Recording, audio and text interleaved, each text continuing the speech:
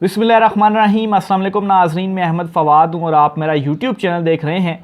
अहम ख़बरों, तजज़िये और तबसरे के साथ आज की व्लॉग में आपकी खिदमत में हाज़िर हुआ हूँ। और आज की बड़ी ख़बर और ब्रेकिंग न्यूज़ नाज़रीन सुप्रीम कोर्ट और इस्लामाबाद हाई कोर्ट से है। इमरान खान साहब के ख़िलाफ़ साइफ़र मुकदमा और ज़मानत मुकदमा, एक बड़ी डेवलपमेंट, एक बड़ी अपडेट सामने आई है। इमरान खान साहब की ना सिर्फ साइफ़र मुकदमा बल्कि 9 मज़ीद मुकदमों में ज़मानत के हवाले से इस्लामाबाद हाई कोर्ट से बड़ी ख़बर है। एक तो यह आज के व्लॉग में आपके सामने रखूँगा। दूसरे नंबर पर साइफ़र केस जो है इस्लामाबाद हाई कोर्ट में FIA की एक इस्तदा के ऊपर फ़ैसला महफूज कर लिया है चीफ़ जस्टिस आमिर फ़ारूक की जानिब से। ये क्या एक और दरख्वास्त इस्लामाबाद हाई कोर्ट में साइफ़र मुकदमे की आई है जिस पर फ़ैसला महफूज हुआ है, प्रोसीडिंग भी हुई है।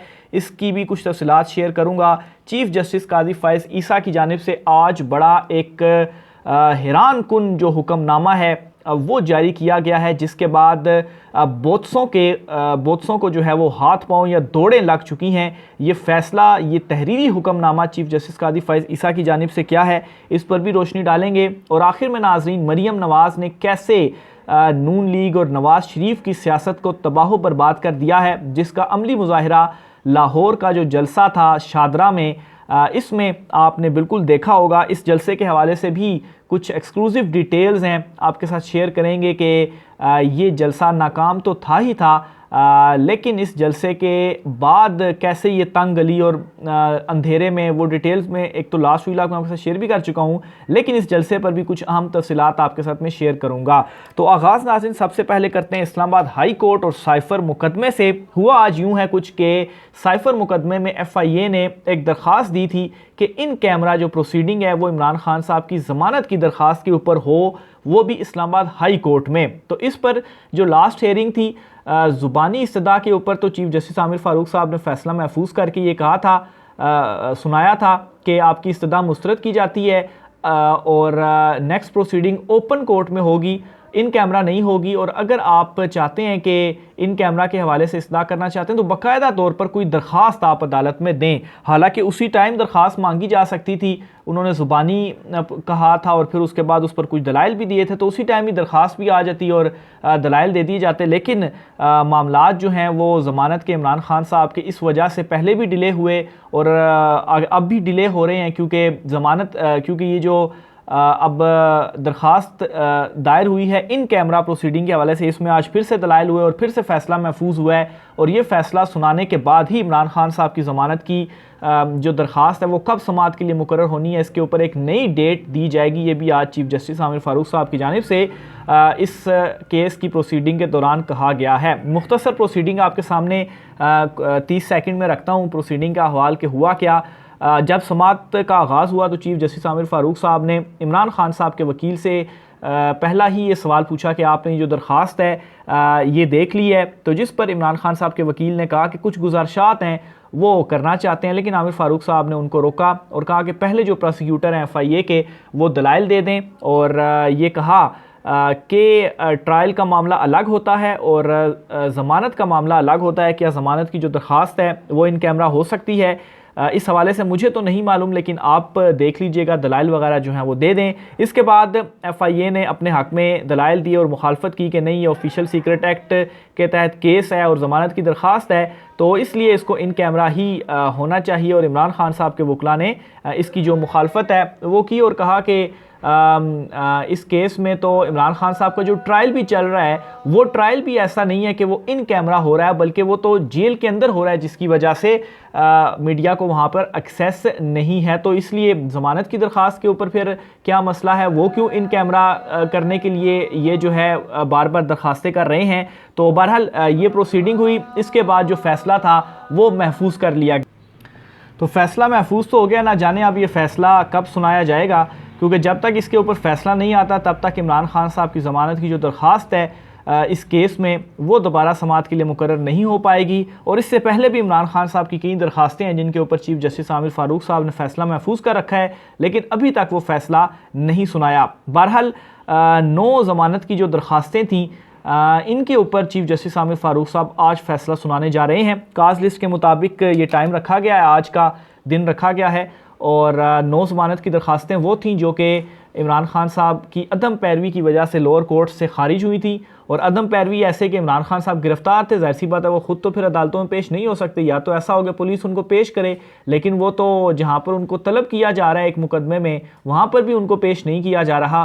तो बहरहाल ये अदम पैरवी थी जिसकी वजह से उनकी ज़मानत की दरखास्तें खारिज हुई थी, जो चैलेंज की गई थी इस्लामाबाद हाई कोर्ट में। इसके ऊपर भी समाअत वगैरह होती रही और फैसला जो था वो महफूज किया गया। बहरहाल आज ये जो फ़ैसला है वो 9 ज़मानत की दरखास्तों पर इस्लामाबाद हाई कोर्ट सुनाने जा रही है और चीफ़ जस्टिस आमिर फ़ारूक साहब ने ही इन 9 दरखास्तों पर जो फ़ैसला है ज़मानत की वो महफूज कर रखा है। तो ये 2 इम्पॉर्टेंट अपडेट्स और डेवलपमेंट्स हो चुकी हैं इस्लामाबाद हाई कोर्ट से। इस हवाले से मज़ीद जो भी होता है वो आपके साथ मैं शेयर करूँगा, क्योंकि अभी तक दोनों में से किसी मुकदमे का जो फ़ैसला है वो नहीं सुनाया गया। दूसरी तरफ नाज़रीन, सुप्रीम कोर्ट ऑफ पाकिस्तान से जो बड़ी ब्रेकिंग न्यूज़ है वो है चीफ़ जस्टिस कादी फ़ैज़ ईसा साहब के हवाले से।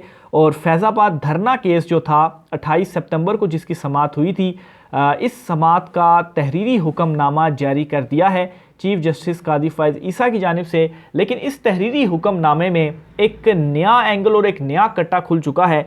वो ऐसे कि इस फ़ैसले में चीफ़ जस्टिस साहब ने तहरीर किया, उन्होंने ख़ुद ये 4 सफ़ात पर मुश्तमिल फ़ैसला लिखा है कि एक तो बहुत सारे फ़रीक़ैन जिन्होंने IB, पैमरा, इमरान खान साहब, डिफेंस मिनिस्ट्री, हुकूमत वगैरह सब ने दरखास्तें वापस ले ली हैं नज़रसानी की, जिसके बाद ये कहा जा रहा था कि ये केस अब ख़त्म हो जाएगा, वापस जो ले ली गई हैं दरखास्तें।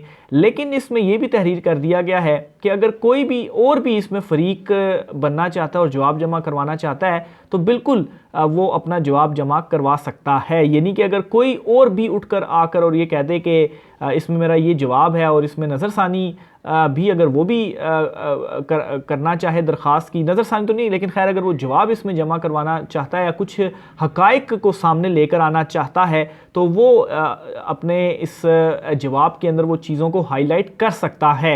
यानी कि अगर दूसरी साइड पर कोई केस को आगे परस्यू नहीं भी कर रहा और नए हक़ाइक़ के साथ कोई शख्स इस केस में नए डॉक्यूमेंट्स जमा करवा देता है तो उन नए डॉक्यूमेंट्स के ऊपर फिर एक दोबारा से इस केस में जो हंगामा है वो बर्पा हो जाएगा। यानी कि इस केस को आगे चलाने के लिए आप ये समझिए कि एक किस्म का जो ग्राउंड है वो फ्राहम कर दिया गया है कि अगर इस बेस के ऊपर कोई ना कोई नई चीज़ ले आता है तो फिर उसके ऊपर इस केस को आगे चलाया जा सकता है। बेशक जो नज़रसानी की दरखास्तें हैं वो वापस लेने की इस्तदाएँ फ़रीक़ैन की जानिब से कर दी गई हैं और उनकी इस्तदाएँ अभी मंजूर नहीं हुई, उनको निपटाया नहीं गया, अभी उनको पेंडिंग रखा गया है और कहा गया है कि 27 अक्टूबर तक आपको इसमें जवाब जमा करवाना चाहते हैं तो वो आप जवाब जमा करवा सकते हैं। और 1 तारीख तक इस केस को मुलतवी किया गया, 1 नवंबर को ये केस दोबारा समाअत के लिए मुकर्रर होगा। तो ये एक बड़ा तहरीरी हुक्मनामा जो जारी किया गया उस तहरीरी हुक्मनामे में ये भी लिखा गया है। मज़ीद इस तहरीरी हुक्मनामे की जो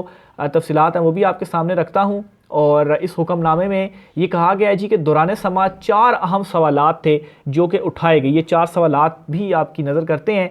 पहला सवाल तो ये था कि तवील वक्त गुजरने के बावजूद नज़रसानी केस क्यों समाअत के लिए मुकर्रर नहीं किया गया, इसका भी जो जवाब है वो मांगा गया है। और दूसरा सवाल ये था जी कि नज़रसानी दरखास्तें वापस लेने के लिए एक साथ मुतअद्दिद फ़रीक जो हैं वो दरखास्तें क्यों उनकी जानिब से दायर की गई, एक साथ ही की गई। 2019 की ये नज़रसानी दरखास्तें और 2023 यानी कि 4 साल बाद इकट्ठी जब ये केस समाअत के लिए मुकर्रर हुआ तो उसके बाद नज़रसानी आई, उससे पहले तो किसी को भी इसमें होश नहीं था।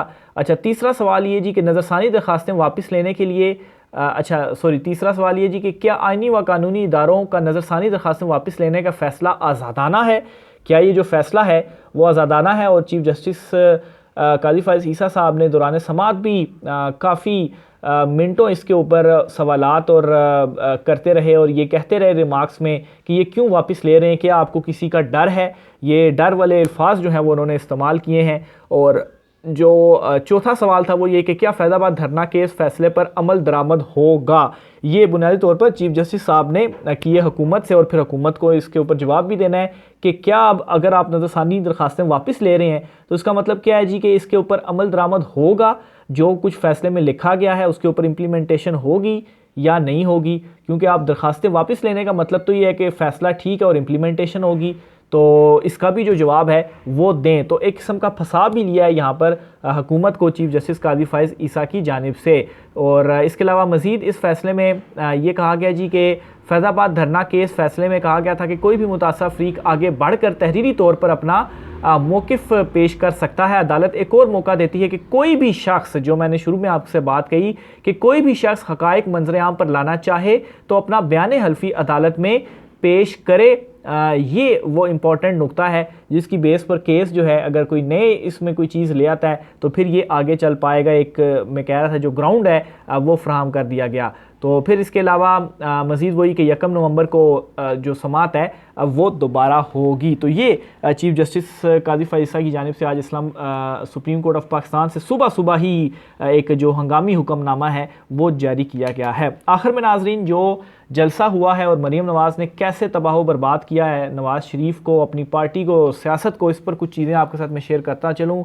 एक तो नाज़रीन आपको बताता चलूँ कि जो कुछ मुख्तलिफ़ चीज़ें चल रही हैं इसके मुताबिक जो जलसा था जो कि शादरा में, लाहौर में किया, तकरीबन 1000 लोग भी उस जलसे में नहीं आए। 1000 लोग भी उस जलसे के अंदर नहीं आए। एक तो कुछ चीज़ें मैंने जलसे से पहले शेयर की थी कि 15 से 20 फुट भी शायद वो गली नहीं थी जहाँ पर ये जलसा किया गया मरीम नवाज़ की जानिब से, और वो भी कुर्सियाँ लगाई गई वहाँ पर और मीडिया के लिए जो है वो जगह रखी गई और बड़ी तंग सी वो गली थी जहाँ पर ये जलसा किया गया और रात के अंधेरे में ये जो जलसा था वो किया गया। तो एक तो ये कि वो जलसा अगर उन्होंने वाकई करना था तो किसी ओपन ग्राउंड में करते, बड़े ग्राउंड में करते ताकि पता चलता। और बड़े ग्राउंड में कैसे करते, 1000 लोग अगर बड़े ग्राउंड मौजूद हों बड़े ग्राउंड में तो पता ही नहीं चलता 1000 बंदे हैं। लेकिन अगर वो किसी छोटी सी गली में 1000 बंदा इकट्ठा हो जाए तो पता चलता है कितने ज़्यादा तादाद में लोग हैं। तो बहरहाल 1000 लोग भी ये वहाँ पर इकट्ठे नहीं कर सकी मरीम नवाज़। और यहाँ से जो उनसे है वो मेरे ख्याल से मरीम नवाज़ समझ चुकी हैं कि उनकी जो गेम है वो ओवर हो चुकी है। और असल मसला ही इस वक्त ताकतवर हलकों और सबको यही है कि इमरान खान साहब से जो अब मुकाबला है, जो कुछ भी कर लिया जाए इमरान खान के ख़िलाफ़, ना इमरान खान टूट रहा है और इमरान खान को हमने जेल में डाल दिया, उसकी पार्टी तोड़ दी है। लेकिन दूसरी तरफ मसला ये है कि अवाम भी जो है वो दूसरी जमातों के साथ नहीं है, वो भी इमरान खान के ही साथ है। तो अगर इलेक्शन करवा देते हैं तो वो वोट ही नहीं डालेंगे उनको, वो पीटीआई को वोट डालेंगे। तो तब क्या करेंगे? सर्वे रिपोर्ट्स बेशुमार आ चुकी हैं और आए दिन अभी तो मज़ीद भी कुछ सर्वे रिपोर्ट्स आई हैं, इनकी अपनी सर्वे रिपोर्ट्स हैं, उनमें भी ये कह रहे हैं नहीं जी इमरान खान ही पॉपुलर और इमरान खान जीतेगा। ये मरीम नवाज़ ने कुछ सर्वे रिपोर्ट्स पेश भी की हैं नवाज़ शरीफ को जब लंदन में उनकी मीटिंग हुई और फिर उसके बाद ये उन्होंने जलसा किया। अभी तो ये नवाज़ शरीफ के आने की तैयारियाँ कर रहे थे, मीनार पाकिस्तान में जलसे का शोशा एक इन्होंने छोड़ा, लेकिन फिर उसके बाद जो है वो बिल्कुल ये बैकफुट पर चले गए क्योंकि वहाँ पर जलसा ये नहीं कर सकते। और एयरपोर्ट के ऊपर भी जो इन्होंने अपनी तरकीबें ये लड़ा रहे हैं कि फ़ोन नंबर हम लेंगे और उनको ट्रैक करेंगे और लोगों को आना है और 1 to 5 की लालच दे रहे हैं, लेकिन उसके बावजूद भी लोग नहीं निकल रहे। तो अब तक ये कुछ कर चुकी हैं मरीम नवाज़ शरीफ की सियासत के साथ और ये आगे जितना भी इस तरह के इकदाम उठाते रहेंगे, हल सिर्फ इलेक्शन ही है और ये सबको मालूम है कि इलेक्शन होंगे और इमरान खान ही वापस आएगा, कोई दूसरी सूरत नहीं है। और दूसरी तरफ इमरान खान साहब से जो डीलें या मुज़ाकरात की कोशिश की जा रही है तो इमरान खान साहब का एक ही नारा है कि किसी सूरत जो एनआरओ है वो मैं नहीं दूंगा। और इमरान खान साहब के वाले से तो ये भी कहा जा रहा है कि इमरान खान साहब जो हैं वो इस मामले पर भी काफ़ी ज़्यादा कॉन्फिडेंट है कि ये मुझे तोड़ने की कोशिश कर रहे हैं लेकिन मैं इनसे टूट नहीं रहा। जो चीज़ इनको और भी ज़्यादा फ्रस्ट्रेट कर रही है और वाकई इनको और भी ज़्यादा फ्रस्ट्रेट कर रही है गुज़श्ता कुछ दिनों के जो इकदाम हैं और जो चीज़ें हैं, ख़ास तौर पर जिस तरह से ये नून लीग थोड़ी मुड़ी थी एंटी एस्टैब्लिशमेंट बयानिए की तरफ, लेकिन फिर जब इनको झंझोड़ा गया थोड़ा सा तो फिर ये आप कहते हैं नहीं जी एंटी एस्टैब्लिशमेंट बयानिया हमने नहीं अपनाना। तो वो इसलिए एंटी एस्टैब्लिशमेंट हुए थे क्योंकि इनको सियासी मौत अपनी नज़र आ रही थी, लेकिन इनकी सियासी मौत इस वक्त हो चुकी है। राय का सार कीजिएगा, मुझे इजाज़त दीजिए, अल्लाह हाफ़िज़।